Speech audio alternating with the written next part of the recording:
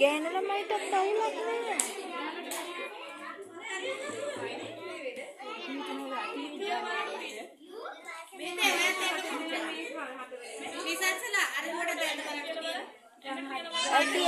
ඇති පොඩි ඔක්කොටම ඇති වේ.